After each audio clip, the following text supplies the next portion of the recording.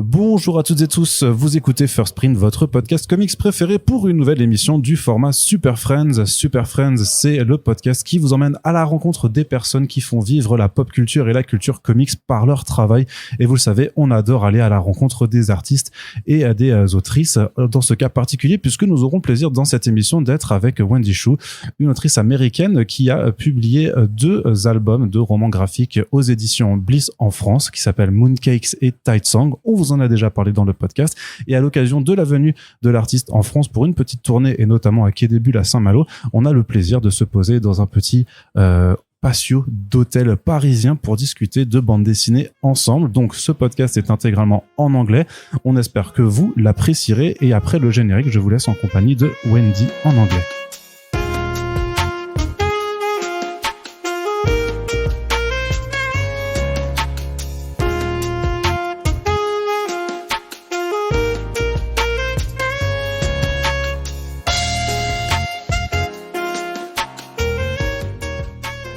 So this is really a pleasure to have you here in our podcast, Wendy.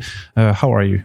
Thanks so much for having me. I'm doing great. This is my first time in France, so I've just been taking in the sights and eating a lot of good food. I had some really good crepes today. Okay, so we are going to speak about comic books, obviously, because Sure. that's why you're here. You were here to assign your first 2 graphic novels that were published at Bliss Editions. Mm. And before, there's going to be a third graphic novel next year in French also. But before getting to that, could you just explain a little bit how you grew up with comics, maybe how you decided to become an artist, comic book artist and writer? Sure. I've been reading comics since I was very young. My first full, I guess you could say, it's like a collection of comic strips in a book that my dad gave me, is a Chinese book called The Adventures of Sanmao by Zhang Leping. He's a Chinese artist who was writing and drawing during the 40s and 50s. His titular character, Sanmao, is a young orphan on the streets of Shanghai. The book is actually quite dark, but because all the panels were wordless, a child could really easily read and understand and follow the pictures. So I really enjoyed Sanmao, even though, I did not quite understand some of the political commentary being made, but it was just dark but funny, I would say. And then growing up, I read a lot of manga. So I grew up in the States, and during the late 90s, early 2000s, there was like a huge manga boom. And some of my first comics were like the English translations of Cardcaptor Sakura, because I had watched the very terribly cut anime on like children's television. And then from there, I got really into Clamp, the group that makes Cardcaptor Sakura. Like, I read all of their works. I was very lucky to have a very cool librarian in the town I grew up in, which is quite a small town in Connecticut, who curated a fantastic graphic novel collection and a really, really lovely manga collection for the teenage patrons of that library. So I spent a lot of time there just reading the manga, drawing my own comics. I've always loved to draw. And I think a lot of people fall into comics by accident. I certainly did, at least in the States they do. I didn't make a conscious decision to go to art school or anything.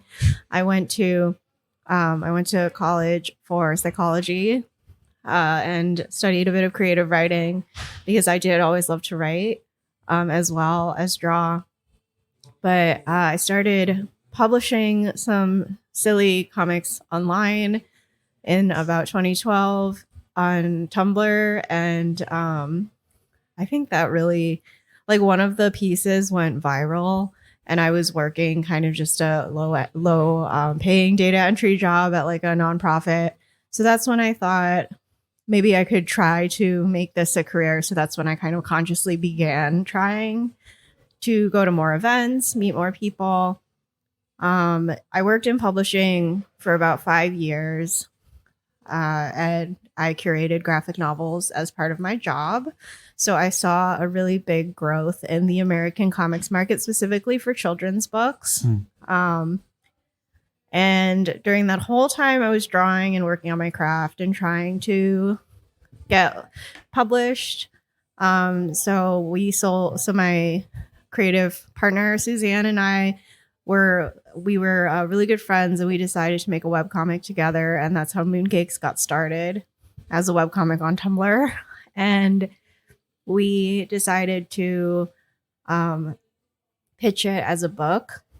There was an imprint called Lion Forge that was starting up in the States. So we pitched it to a bunch of places, but we also pitched it to Lion Forge, and they picked it up. And so that's how Mooncakes became a book. But we pitched it with my agent. I was talking a little bit to one of the booksellers, who is also a webtoons artist, in one of my tour stops. And I guess having like a book agent is more of an American thing. So before I could pitch it professionally as a book or to speak to an editor, I had to get an agent. So that was part of the process of like getting published. So after Mooncakes came out, I was invited to pitch through my agent to other places, including HarperCollins, and that's where Tidesong wound up. I had a lot of people saying, "Oh, you like Studio Ghibli so much. Why don't you try a book for like younger children?" So that's what I did with Tidesong, and HarperCollins signed me for 3 books. So I did Tidesong, I did The Infinity Particle, which comes out in French next year, and I'm currently working on my 3rd book with them. So it's been quite a long time, maybe about, over 10 years, just about 10 years actually, and some professionally since 2019, semi-professionally since 2012. So that's not that long in terms of a whole career, because it's quite just 10 years ago that you really started to draw comic books. But I wanted to know, because you said that you were reading mangas or Chinese comic books, so you weren't at all into American comic books when you grew up. It was not really the kind of comics that you wanted to read. No, not at all. I remember. Do you know why? I think it was the art style. I wasn't really a fan of that hyper rendered style that is in a lot of American superhero comics. There was, for a long time, not a huge comics market in the States for a number of reasons. But one of them was a piece of legislation called the Hays Code, which really put a damper on publishing, and especially on comics, because it had to do with censorship, and it was very like, you can't be too violent, it can't be too sexual, it can't be this, it can't be that. So for a lot of comics became kind of denigrated as vulgar, as I don't know, as bad, I guess, not real literature, not worth exploring. And so for the last maybe 10, 20, 30 years, American comics publishing wasn't really a big thing. I'm not a comics scholar, and if someone listening knows a little bit more detail, like, feel free to correct me. This is just what I know. But in the last 5 to 10 years, the kids comics market really started taking off. So I think I stepped in at the right time for publishing. But when I was growing up, I didn't really want to read Marvel. The art style didn't appeal to me. I only started reading a bit of it when I interned at Marvel Comics in 2010 through my school. And the only book I really remember loving as a child that was American comics was Neil Gaiman's Books of Magic. Okay. Because the art style shifted a lot through the different stories in the different worlds. I thought that was really cool. But as far as art style goes, I really tried to emulate the manga artists that I just felt like there's something about black and white that's very clean, very appealing to my eye. For some reason, as a child, I think things with a lot of colors just looked very cluttered to me. But still, you're not drawing in black and white. You're doing all colors for your books. Yes, because I had to. So for a lot of American comics publishers. They're quite new to this. They are imprints. They are subsidiaries of big publishing houses. So they have decided that children's books have to be in color. I think it's quite arbitrary. A lot of artists are not super thrilled with this notion. But when I did the coloring for my first 2 books, I did really struggle with it. I struggled a lot because this is not something that comes very naturally to me. I think the artist James Gurney, he did Dinotopia, which is full of gorgeous paintings. James Gurney said, I think that some people are like colors and shapes based, and some people are just very line oriented when it comes to their art. I'm much more of a line oriented person than I am colors and shapes. But coloring is just so labor intensive for a book. So even though I did have to color my own books, I was constantly trying to figure out shortcuts as to how to make it like a little bit easier on me. I am obsessed with lines.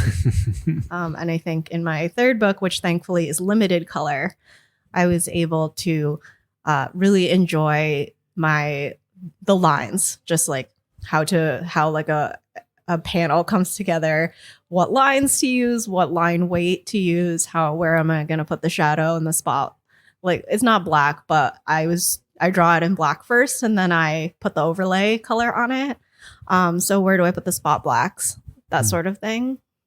What would you say that your influences were? You mentioned Clamp just before when you were reading the mangas. Do you have also other mangaka that influenced your style? We also just heard about Ghibli, because effectively, especially in Tidesong, we can see some really Ghibli referenced drawings. Would you say you had others? Yes, so definitely Ghibli, definitely Clamp, Fuyumi Soryo, and Mars, which was a young adult book that came out. Tokyo Pop published the translations, but Mars was so formative for me. Soryo is also very lines oriented. She draws very beautifully, wispy, kind of dreamy. She does all of her. I was watching Naoki Urasawa's Monben series, which is interviews with all manga creators, in case people don't know. But when he interviewed Fuyumi Soryo, watching her work was so crazy because she only uses micron pens. She doesn't use any kind of dip pen. So I was like, okay, so she's getting her line weight by kind of just going over it like multiple times instead of using a dip pen. And I was like, this is such a crazy way to work, but her lines are amazing. So she was definitely a huge influence on me. In terms of storytelling, I grew up with a lot of British children's fantasy. So Diana Wynne Jones was a huge storytelling influence on me. Just because her books were so funny and so but also they dealt with magic, and she had a whole multiverse going on. And Tamara Pierce, who's another American fantasy author, was a huge influence on me as well. Yeah, I think in the back of my head, certain mythology elements from this one. So in China, there's Journey to the West, which is a series of like poems, but it's considered one of the 4 great classics. And I loved the 1986 adaptation of Journey to the West. That was just like one of my favorite things growing up. It's just super campy. It's also fantasy. But the costuming and the acting and like all of the different characters that the main characters meet on their journey, aesthetically was also very influential. Just the costuming of a lot of Chinese dramas is so beautiful. I think that kind of just sat in my head as a child. I didn't fully appreciate it, but now I do. Would you say that platforms like Tumblr, Instagram, or just websites are the kind of new portfolios to artists that want to do comic books nowadays? It's really hard to say because social media keeps changing. So what worked for me 10 years ago on Tumblr, I really don't know what if it would work for a new up and coming creator nowadays. So I really can't speak to that. I'm so sorry. It's all right. When you decided when you started Mooncakes, how did you meet the writer? You said you were friends already before, and how did you create this whole world when witches and werewolves are doing magic? How do you create this kind of universe? So Suzanne and I were friends from college. She went to a different school in New York. We met through some mutual friends. Suzanne really liked writing fan fiction. And so I would try sometimes to illustrate her fan fictions as comics for fun. And we worked really well together. And she was moving to Chicago. So to keep in touch, we decided to do this project together that became Mooncakes. Basically, I sat down and I said, I want to do a story about a witch and a werewolf because when I was 13, one of my classmates handed me a contraband romance novel at the locker. She said, "Oh, don't show this to anyone. It's very sexy." But that was about a witch and a werewolf, and it's called Witching Moon by Rebecca York. I still have it. I never gave it back to that girl. But so you're a thief. I am. I stole it from her. Sorry. But I kept it and I reread it several times over the years. But I just really liked this romance between supernatural beings idea. When I was a teenager, Annette Curtis Claus, another American fantasy author, she wrote a book called Blood and Chocolate about a human girl. About a human boy and a werewolf girl. And also The Silver Kiss, which is about a vampire and a human girl. So I really love monster romance. And I just love magic. I just love that fantasy can be a metaphor for so many different things. So for Mooncakes, we didn't necessarily set out to have certain elements be in the story. They just kind of came together. Suzanne wrote in the script, there's forest spirits, and she kind of left the drawing entirely up to me. So of course I had to make them cute and fun, which is just what I like to draw. I think when I world build, I bring a lot of what would I like to draw into it. For the horse demon in Mooncakes, I'm very scared of horses. So six-legged horses. Yeah. And I thought, how can I make it scarier, right? Got to give it like 6 legs. Like an insect. Yeah. But had you... I'm sorry, I'm lost. I'm losing my English. Have you decided at the beginning that there were going to be 7 chapters or the number of pages or not, because you didn't know maybe at that time that it was going to be in the end to be published as a graphic novel? Yeah, we didn't really have an endpoint for Mooncakes when we started. We started with the idea, and then we actually got really busy, so we decided to put the comic on hiatus for a bit, and then that's when my agent stepped in and said, like, why don't you try pitching it as a book? So we had no idea how long it was going to be. We actually had no idea what the plot was going to be. I really applaud all the webcomic artists out there, because like I could not handle a constant weekly update. It was just so hard for me to keep drawing pages, and I was like, I don't think this is working, but let me try to figure out a way to fit it into a schedule. But then when we got the contract for the book, it actually became so much easier, because I was working with a deadline of like a certain, due date. So I could work backwards from that, said, okay, I'm going to have to do like this many pages a day. So that became a lot easier. And then it also became a lot easier for them to actually suggest a number of pages. So we said, okay, like we should try to work within this frame. So does this mean that you had maybe to switch from certain planes, or you had to redraw certain scenes, or not? I had to redraw the first chapter. I definitely decided to redraw the first 2 chapters because I felt like the art was quite rough. For the finished book, I wanted everything to look consistent. I'm a bit of a perfectionist, so that first chapter actually got redrawn maybe twice, because I changed styles like halfway through the book, and then I was like, well, I have to go fix chapter 1 now. I'm trying to let go of my perfectionist tendencies. Like that was definitely not very like inefficient of me, but I just like my ego could not handle having like an imperfect, chapter 1. It really seems to me like when I read Mooncakes or Tidesong and I see other books marketed at a younger audience in the United States, that magic is really important in that kind of field of comic books. Is there any explanation why?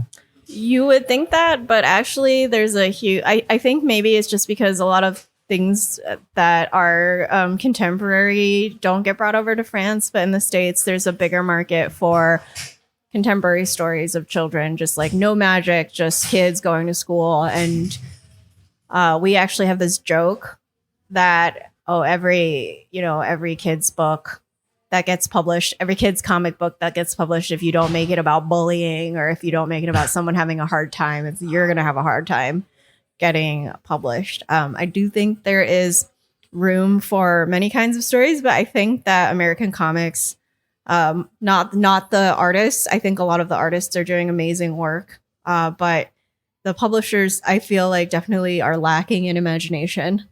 So I'm glad that there's more fantasy books coming out now. But I think especially in the first few years, just from what I saw curating them, it was a very, very much veered towards like grounded in reality. This has to be a story about, issues with a capital I. But still, you said that fantasy and magic can be used as metaphor for a lot of stuff. So in Mooncakes, we are speaking about non-binary identity or just queer relationships. In Tidesong, we also speaking about self-depreciation and friendship. So there's like really something deep that you can use just with with magic. Yeah, absolutely. I know that I love to use magic as a metaphor. All of my, very talented colleagues do as well. I think there's just a way to speak to kids without making them feel like they are being put on the spot. When you hand them a book and there's a character who can do magic, there's a character who is magical. It's not just an escape, but it's a way for children to feel maybe a little safer, a little more comfortable when they don't have to be confronted with a book that says that their well-meaning teacher or librarian gives to them and says, "Oh, I'm giving this to you because you're going through the exact same thing that the character in this book is going through, so you should be able to relate to it." Like if that happened to me as a child, I would be so embarrassed. But if I was choosing a book for myself and it happened to have magic in it, that's what I always gravitated towards. And the character just happened to be dealing with something similar, but there was also fun stuff going on. I think that's much more relatable in a way, even though it's not dealing with the real world, so to speak. In Mooncakes, you had your main characters that were quite teenagers and adults, but in Tidesong, Sophie is more like a younger, like 12 years old or 13 years old. Is it hard to write kids as an adult? Yes and no. No, because I distinctly remember what it was like for me to be a child. I really remember certain points in my life when I was feeling very anxious, when I was self-deprecating. But also, I don't know what it is about my memory, but I just remember a lot of feelings. And I just remember being a teenager and everything was so intense all the time. And when I have a tendency as an adult to maybe start to forget some of that, I also teach a comics class for middle and high schoolers in the States. So my students are 12 through 17, 18. And to see what they're going through in the classroom, to see, even though it's a creative writing class, it's a comics class, obviously they're bringing themselves to it. They're expressing it through their art. And they're talking amongst each other and they're talking to me. So I work with a lot of young people and I see what they're going through now. I think it's really hard to be a teenager. I think in general, it's always been really hard to be a child and a teen because no one takes you seriously. But especially now with social media, with the way the world is, like my students keep me very aware of how they process things in the real world that are maybe a bit different than how I processed it growing up. Is it maybe because of the social interactions we have, like with the social network, that we are a lot more interactions, and by because we have more social interactions, there are also to be obviously more bad social interactions. Yeah, seeing the way students handle social media, which was not really a thing until my last few years of high school, has just been very eye-opening.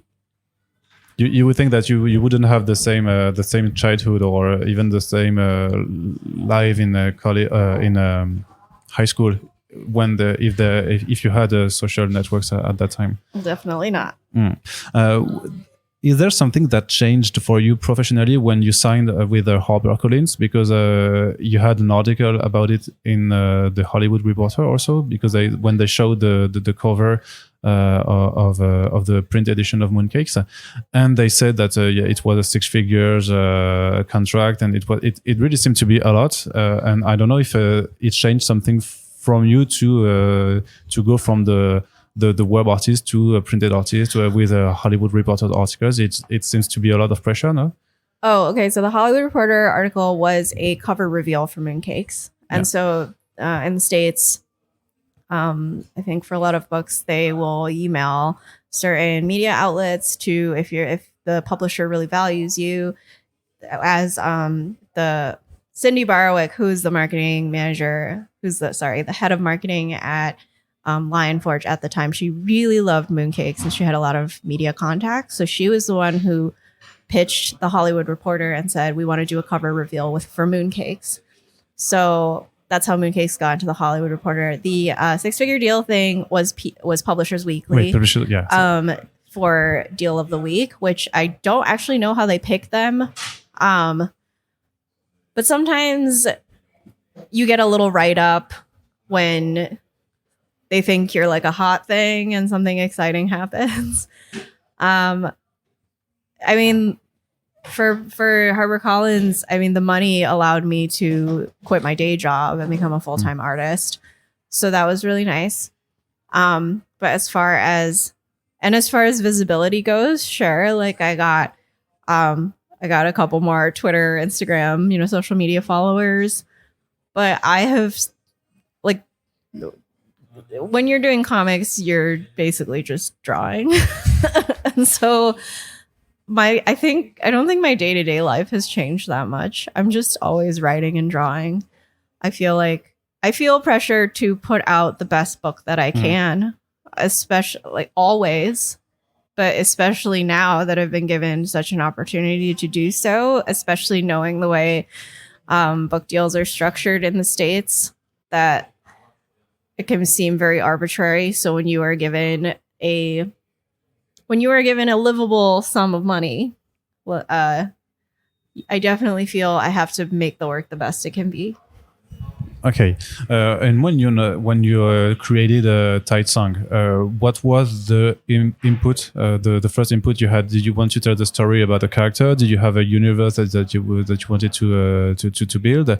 How do you work from a storyteller point of view? I'm very character oriented, so I always start with a character sketch, and then I kind of fill in the world around them. I knew I wanted Tidesong to be a summer book, the way Mooncakes is a fall book. So when I said, okay, this has to be a summer book, what am I going to be inspired by? A small town in Maine that I went to as a child, as a teenager. It was very beautiful. It was by the sea. So I decided to use architectural elements from that in the world of Tidesong. When I was a kid, I went to like a nature camp for a week with my classmates, and it was by the sea as well, and learning how to look at tide pools and walking on the beach. That was pretty cool. I don't actually remember a ton about the experiments we did, but I remember just like enjoying the feeling of being by the ocean. So I tried to incorporate that into Tidesong. For the animals, I went to the aquarium. I love aquariums. I love going to the aquariums and studying the fish. I was really lucky that my family, right as I was beginning to work on the book in earnest, we took a trip to the Galapagos, and I was able to do a lot of observational drawings of the animals there because Galapagos wildlife is nothing like anywhere else on the planet. So I build all of my things that I'm interested in into every story. I'm just very curious about the world, curious about animals. I love animals. But I'm also curious, like, for example, you know, I'm in France and I'm looking at all the architecture here. It's so different from the States, and the way that it's built to handle certain weather conditions that are maybe different in the States. I don't really know, but I mean, I just noticed that, you know, all the windows have like shutters that pull down. And so that just has me wondering, like, what's that about? Yeah, I'm just curious about everything. Okay, and in terms of structure, you're also doing a 7 chapters book, but you didn't have to put it on the internet before. So really, like, you had the pacing done on the script, like even before starting drawing the first panel, or what was your work technique? I write and draw at the same time, so I would do tons of layouts. I would do all my layouts, very small thumbnails. And then I would draw, then I would write in the speech bubbles. I have like a whole little map system of how I draw my thumbnails, and how I do my speech bubbles. But I would basically write dialogue on the side of my thumbnails and then try to figure out a way to, when I blow up the thumbnail and start drawing at full size, I would put the dialogue in. And if it doesn't fit quite as much as I want it to, I'll edit it down a bit. And if it... and I'm always reworking dialogue until the very last minute, until my editor says I can't anymore. But the drawings, I think, are pretty set. Like every panel, I think I write and draw simultaneously, but I'm definitely a little more like art oriented, where the art in the panel has to be done. And it has to be finalized before the dialogue can be, because I can always make a couple words here and there fit. But it's much harder to change the whole feeling of a panel because I'm changing the art. Mm-hmm. And we didn't speak about just how you were drawing. Are you doing it digitally, or are you working on paper? I do a lot of digital. I draw all of my books digitally just to save time. But I always try to keep myself grounded by doing pen and paper, because when you can't erase a line, or, you know, when you erase it and it leaves a mark. When you can't fully erase a line, it teaches you to work a little bit differently. And it teaches you to keep a little bit more of the energy in your lines and in your work. Do you have also in mind the audience that you are writing and drawing for when you're doing a book, in terms like of pacing, to have like big panels or not too many on the same page? Is it something that you're taking into account when you're doing a book?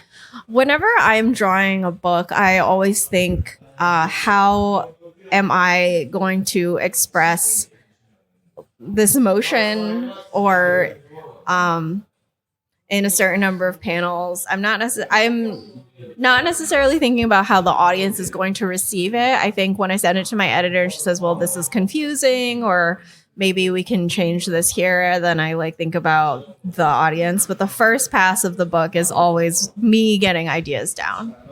Okay, and also I wanted to know when you're doing Tidesong, for example, how do you keep the balance between the pure story about what the characters will go through, and also like the kind of message that you want also to put into your book? Because like I said before, we see that we have some really I wouldn't say like deep stuff, like philosophical stuff, but still it makes you think about self-depreciating, about how you can have an issue with your family that goes on a long way through decades and stuff. So how, do you know how you keep balance, or do you just do it by instinct? Thank you.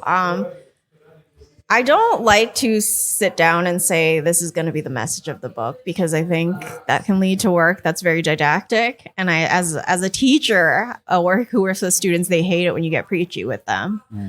So I try to.